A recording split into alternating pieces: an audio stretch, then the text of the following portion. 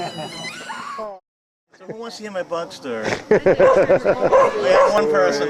Two. Yeah. Okay, 3, 4, 5, 10. You know, we're in the club. So this happened a couple years ago. I was with my family. My kids are, my son is 28, my daughter is 25, and my youngest daughter is 19. And my wife and I took the 3 kids. We went on a family vacation for the first time as a group. But now they're adults, so you don't do it anymore, really. So we had this big thing planned. We go down to Cape Cod. We get down to Wellfleet, had a beautiful place up right on the ocean and everything. And I was going to take my son out on a boat. They have you ever been to Wellfleet, Mass? They have a boat there, a big-ass boat called the Navigator.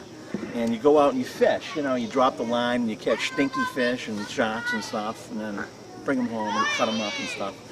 So we were prepared to do that, and the girls all went off, and they were on a raft, and my son and I were going to go out and like get fish. If we had guns, we would have gone and shot birds or something. Like, we were doing manly stuff. So I'm getting ready. I'm downstairs, and I'm poking around, and we got to hop in the car, and all of a sudden something flies by me, and I saw it, and I didn't know what it was. And then all of a sudden it came by me again, and it went around my head and flew in my ear.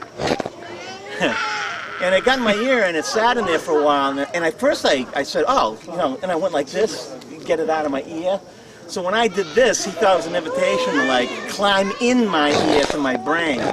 So he climbed all the way down into my ear, and then he started to flap his wings. So if you hear a fly flap his wings as he goes by, you don't really hear it, but if he's in your head, it sounds like this. But fast, because, you know, flies beat their wings, they're like a hummingbird. They fly beating his wings in there. And I started to scream. I just got scared the shit out of me. I started to scream. And then it started to bite me in the ear. And so I turned my head and there was blood pouring out of my ear. And this fly is like biting on my ear. So I go running upstairs and I'm screaming, and my son runs out, and like the whole place, the whole town that we were in comes down and see this guy with the fly in his ear. And I'm running around, I don't know what to do. So my son like saves my life. Not the first time. He gave me Heimlich one time. I was eating Cheerios and I almost died on a Cheerio. In the kitchen. Boom, ding, it hit the glass window. Ding! Well, that was another story. Anyway, so when you're down in, this is in Wellfleet, Mass. Wellfleet is almost at the end of Cape Cod. So would you guys used to go eat? P-Town. Dennisport. Dennisport. So you keep on, you know, Cape Cod? Yeah. The elbow. Right? This is the elbow, right? Yeah, in Provincetown up here. Right. I was here in this little island area. And there's no, I don't think there's no vets down there, let alone a doctor you can go see.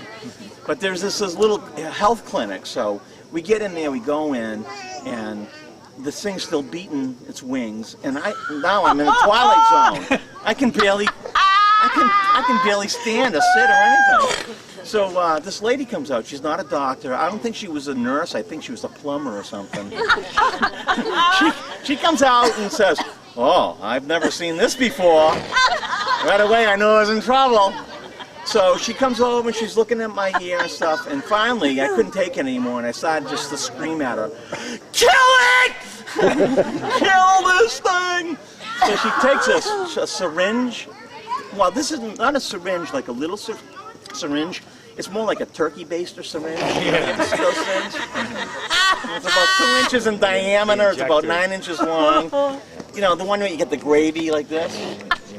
And she fills it up with hot water and puts it in my ear and like blasts this thing. Pushes it further in.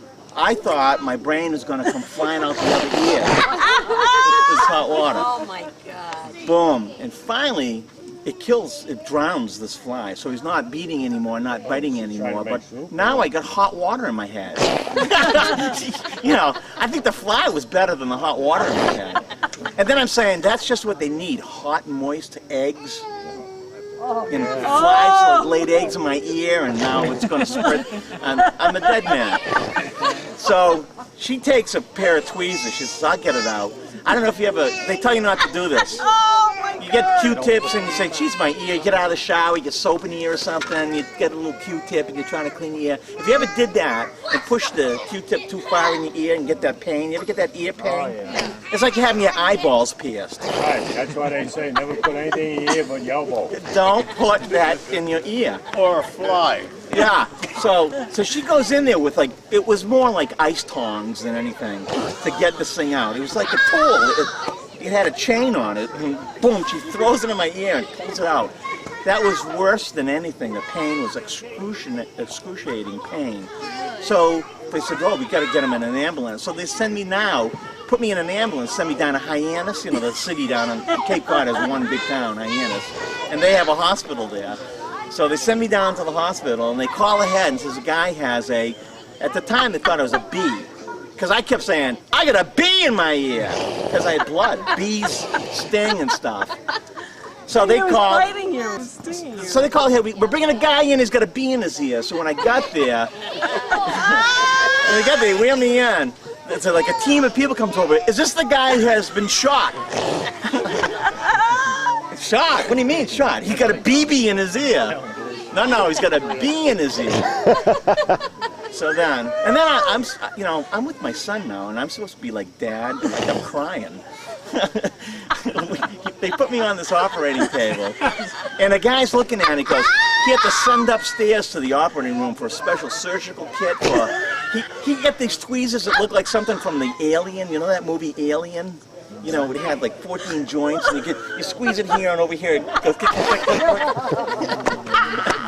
So I kind of maneuvered that into my ear, and again, putting that thing in my ear sent me right over the edge. And I'm screaming, my son's holding my hand. Daddy, kill me now!